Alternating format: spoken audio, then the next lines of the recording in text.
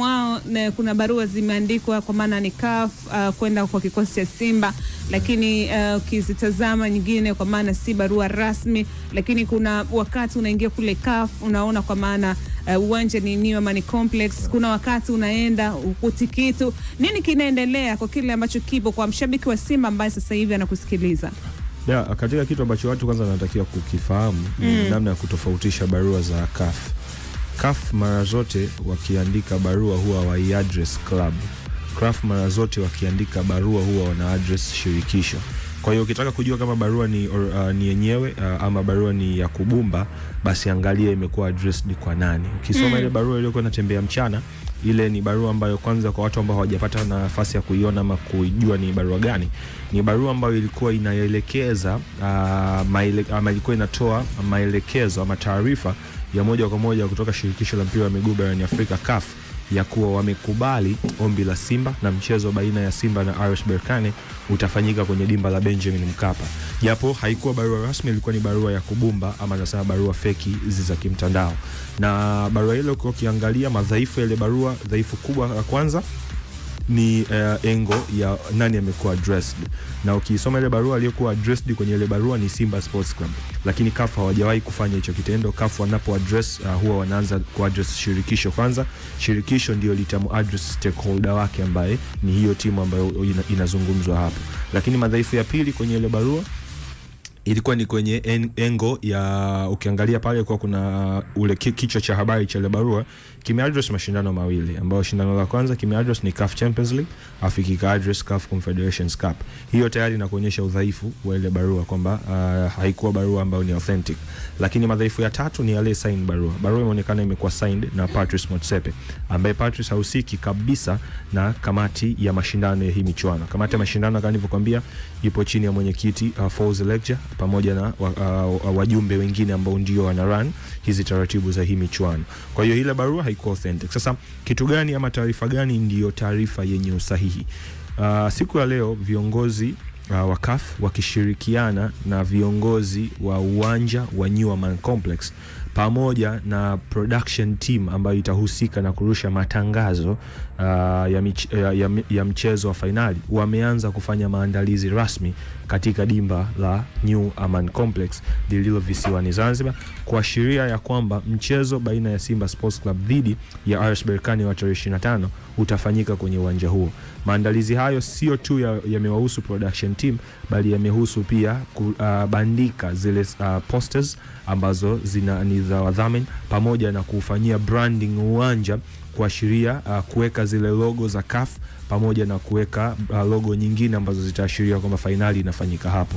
Kwa hiyo taarifa rasmi ambayo naweza nikaithibitisha ni kwamba Simba Sports Club dhidi ya RS Berkane mchezo wa tarehe 25 ya mwezi huu wa 5 mwaka 2025, mchezo wa finali ya kombe la shirikisho barani Afrika utafanyika katika uwanja wa New Amani Complex uliopo visiwani Zanzibar. Kwa hiyo nje ya ukaguzi ambao umefanyika leo, manake haitakuwa na maana yoyote au haitobadilisha chochote. Na good enough ni kwamba ule ukaguzi ulianza jana.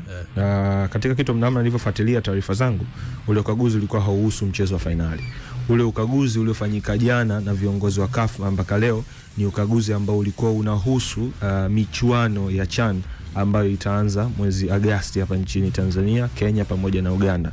Kwa hiyo ujumbe uliokuja jana kufanya ukaguzi haukuwa kabisa na uhusiano wowote ule na maandalizi ya uwanja, bali ulikuwa tu ni ujumbe ambao ulikuja kukagua uwanja kwa ajili ya michuano ya CHAN, kuthibitisha kama dimba la Benjamin Mkapa liko tayari kuhodhi hiyo michuano ambayo itaanza mwezi wa 8.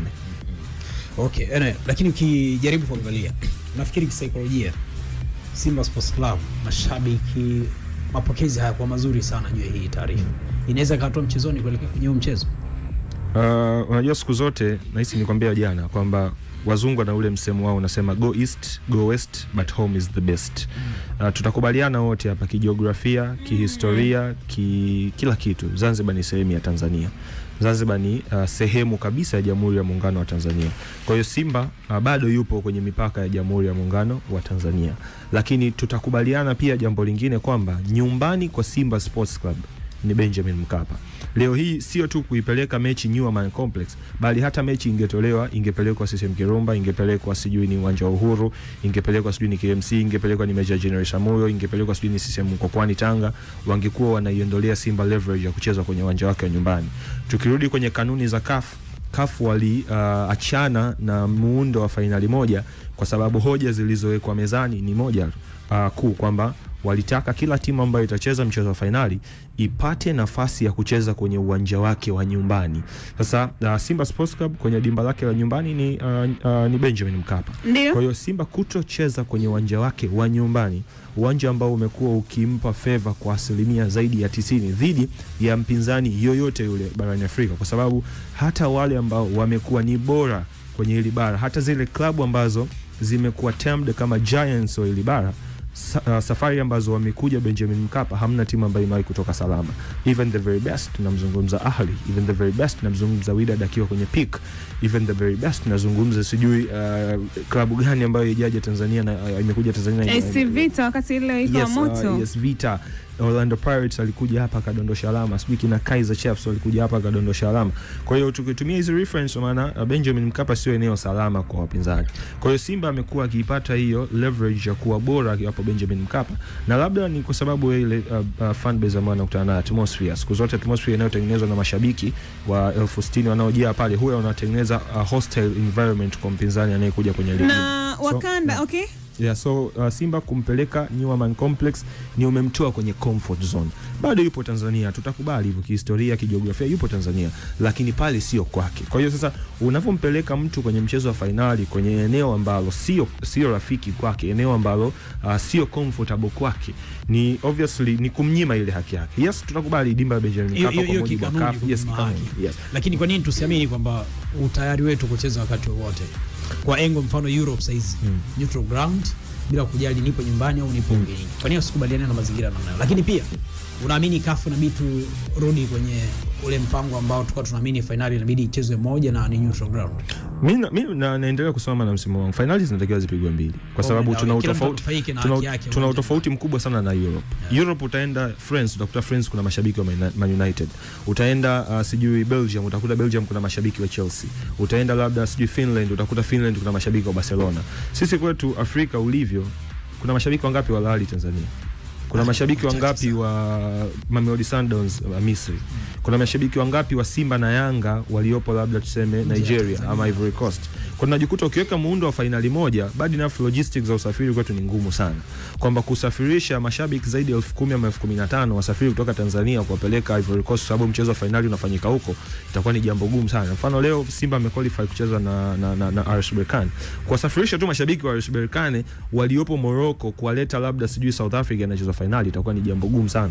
Let's say inapigwa labda game inapigwa labda FNB Stadium, at least tuseme tujaze nusu, mashabiki wa Berkane labda waje 15,000 ama 25,000, mashabiki wa Simba 25,000 waende wakajaze uwanja tu ule nusu. Utakuja kujikuta kwamba hatuna hiyo leverage. Kwa hiyo finali mbili ilileta huo muundo kwamba wewe cheza kwenye eneo ambalo unatazama zaidi mashabiki ama watazamaji. Maana watazamaji mimi na imani kama tunafanya branding inatosha na tuna uhakika katika mashindano yetu watu wanaweza kuepo. Nitakupa mifano. Yes. Leo hii game ambazo zinahusisha timu kutoka mataifa ya nje zikienda kwenye mataifa mengine ni game ngapi zinajaza? Mfano tu hapa Tanzania walishaikuja one of the best fixtures ishaipigwa hapa Benjamin Mkapa, Mamelodi Sundowns dhidi ya CR Belouizdad. Dimba likujali. Kwa sababu gani? Sisi hatuna huo utamaduni. Yaani sisi tuna prefer vya kwetu zaidi. Kwa hiyo by the way hata Afrika utamaduni kuna uwanjani hatuna. Kwa hata wale walioenda juzi wale wa Tanzania wanasema wameenda wachache lakini wengine wanaishi hapa. Yes, wengine wanaishi mule. Lakini sio kwamba umepata watu asilia wa pale pale. Yes, yani kwamba mtu kumshawishi mtu afunge safari kutoka Mbeya, kumshawishi mtu yule afunge safari kutoka Kigoma aje amwangalie Mamelodi Sundowns anacheza finali labda na Pyramids. Ni ngumu. Pyramids akiwa kwake tu ajazi uwanja. Wakana niko na tazama uwanja ule ambao kwa maana uwanja wa Manispaa ya Berkane ambao Berkane waliotumia katika finali yao dhidi ya Simba. Nikatazama pia kuhusiana na pitch ama uwanja Benjamin Mkapa tumeacha mbali kabisa ule uwanja Manispaa Berkane, lakini nikarejea kutazama uwanja wa Azam Complex ambao pia uko Dar es Salaam, kwenye asilimia kubwa mashabiki wa Simba na makazi ya klabu yako hapa. Tofauti ya ule uwanja wa Manispaa Berkane na tofauti ya uwanja wa Azam Complex ambao ingekuwa pia ni sehemu rafiki ukilinganisha na New Amani Complex ambao finali imeenda kupangwa, ni ipi? CAF wana standards za viwanja ambavyo vinaweza kuhodhi michuano yao, na standard hiyo inazingatia vitu vingi sana. Kwanza inazingatia issue ya idadi, lakini pili inazingatia issue ya usalama kwanza kwa mashabiki watakaoingia uwanjani, na namna ambavyo huo mchezo utaonekana, at least ile atmosphere itakavyotengenezwa. Azam Complex haujawahi kuidhinishwa kuwa uwanja ambao utatumika rasmi kwenye michuano ya kimataifa. Mara nyingi unatumika hasa kwenye zile hatua za awali, hatua ambazo zinahusu zaidi zile za playoffs ya kwanza na ya pili. Lakini tukisha kuja kwenye group stage ambapo sasa michuano inarudi kwenye kamati ya mashindano ya CAF kwa mujibu wa kanuni ya 9.3 ya shirikisho la soka barani Afrika. Kanuni ya 9.3 ndio inawapa mandate CAF kupanga siku, tarehe na muda wa mchezo. Kwa hiyo hawa kamati ya mashindano wao wana vigezo vyao, ni uwanja gani unafaa. Kwa hiyo leo Azam Complex hauwezi ukawapa Simba labda option kwa sababu haukidhi vile vigezo ambavyo CAF wanavyo. Na ndio maana hata ikitokea kuna huo uhitaji, hukuti watu wakija kutumia Azam Complex, bali watu huo wanaenda kutumia Benjamin Mkapa. Hata timu za nje kuna muda zilikuwa zina congest uwanja wa Benjamin Mkapa, kwa mfano kwenye ile michuano mikubwa, zile hatua kubwa. Kwa mfano msimu uliopita tulipata bahati ya kushuhudia, kwa mfano nilikuwa nakutajia mfano wa Mamelodi Sundowns versus Real Belouizdad, lakini pia kulikuwa kuna zile mechi za kimataifa zote zilikuwa zinafanyika Benjamin, licha kwamba Azam upo, kwa sababu tu hauna hiyo standard. Kwa hiyo CAF wao wana vigezo vyao, kwa hiyo Azam Complex hautakuwepo. So tukija kuangalia sasa dimba la New Aman Complex kwa namna lilivyo, dimba la New Aman Complex kwa asilimia zaidi ya 80 linafanana na uwanja wa Manispaa Berkane, uwanja ambao RS Berkane amekuwa akiuzoea. Tofauti pekee ni kwamba RS Berkane atakuwa away, hata kutana na ile friendly environment kama ambayo angeicheza kwenye uwanja wa Manispaa.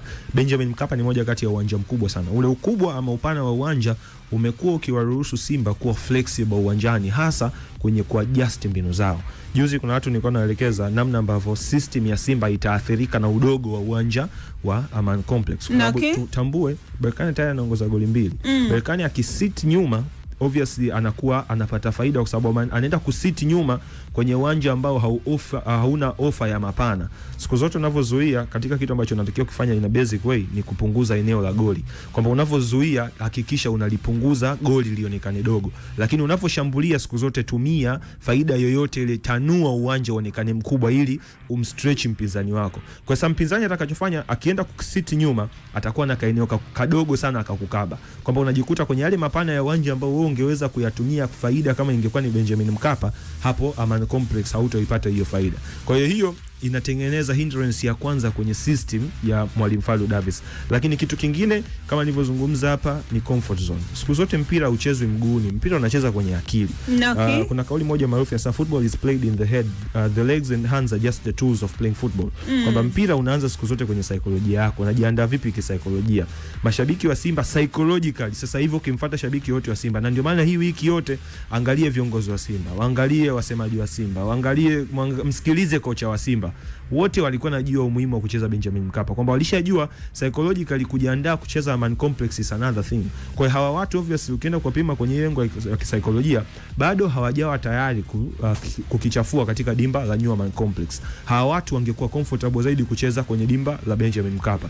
Kwa hiyo tayari ukiona unaendea finali, mentality yako haipo kwenye eneo hilo, obviously unazidi kujitengenezea ugumu wa huo mchezo. So Simba kucheza nje ya dimba la Benjamin Mkapa, Simba kucheza nje ya uwanja ambao wameuzoea, Simba kucheza nje ya ile comfort zone, una athari kwenye maeneo mawili. Eneo la kwanza ni psychologically, ambapo tumeshuhudia Mwalimu Fadlu anamaliza tu game, anakaa kwenye press, anazungumzia hichi kitu, anazungumzia kwamba New Aman Complex sio kwao, kwao ni Benjamin Mkapa. Ukiangalia maandiko aliyokuwa anaandika Crescentus Magori, msikilize amedali namna ambavyo, angalia tu maandiko aliyoandika leo, angalia mashabiki wa Simba wanaozungumziaje ule uwanja wa New Aman Complex, unaona kabisa ni kitu kingine ambacho kinaenda kuhinda performance yao kwenye huu mchezo. Kwa kilichobaki sasa hivi, kitu cha kwanza ambacho kinatakiwa kifanywe kwa ukubwa zaidi kwenye huu mchezo, kwanza mbinu zinatakiwa ziende, lakini ukiachana na kwenda kwa mbinu, kitu cha kwanza ambacho natakiwa kukiweka saini saikolojia yao, kwa sababu kama hawatokuwa na the right mentality kuelekea kwenye huu mchezo, yasikana tukashuhudia performance either moja mbaya sana kwa upande wa Simba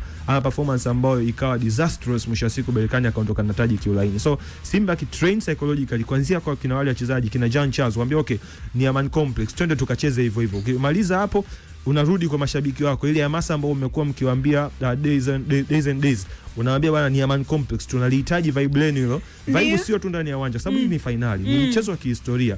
Kuwa sehemu ya historia ya huu mchezo, sio lazima uingie ndani ya dimba. Simama nje. Berkane wanavyokuja uwanjani wakiona lile vibe limeanzia nje, wa feel kwamba leo kweli tuko away. Kwa hiyo feeling ya wako away ikianza toka nje ya uwanja mpaka wanafika ndani ya uwanja, yawezekana mkao mnaichukua ile mechi mnairudisha tena kwenye mikono yenu. So kwangu kitu pekee ambacho ningeweza kuishauri technical bench la Simba pamoja na viongozi wa Simba hivi sasa ni kwanza kurudi kutrain saikolojia za mashabiki, wachezaji wao, kuhakikisha kwamba wote wanaona kwamba huu mchezo unachezwa kwenye eneo ambalo watakuwa comfortable.